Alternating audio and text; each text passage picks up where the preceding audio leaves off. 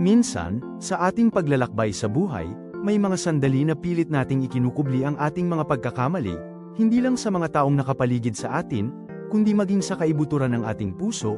Nagtatayo tayo ng mga pader upang itago ang mga bahaging ayaw nating makita, umaasang ang paglimot ay magdadala ng kapayapaan, ngunit sa kaibuturan, nararamdaman natin ang bigat ng pagpapanggap, ang kalungkutan ng pagtatago ng ating tunay na sarili mula sa pag-ibig na naghihintay na yakapin tayo, ngunit sa kabila ng lahat ng ating pagtatago, may Diyos na nagmamahal at nagpapadala ng mga mensahe, tulad ng propetang si Nathan kay Haring David, inilantad niya ang katotohanan sa pamamagitan ng isang kwento, at sa huli, dumating ang malalim na salita na tumagos sa puso ng hari, ikaw ang lalaki.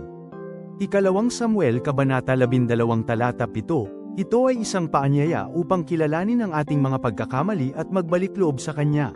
Ang pahayag na ikaw ang lalaki, ay hindi isang paghatol, kundi isang paanyaya sa pagbabago, sa pagbabalik loob sa Kanya.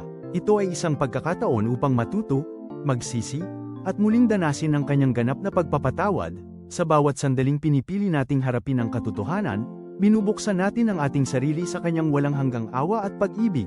Ang Kanyang yakap ay laging naghihintay, handang ibalik tayo sa Kanyang kapayapaan at pagmamahal, kung saan matatagpuan ang tunay na paghilom at pag-asa. Hayaan nating maging tulay ang salitang ito upang mas mapalapit tayo sa Kanya.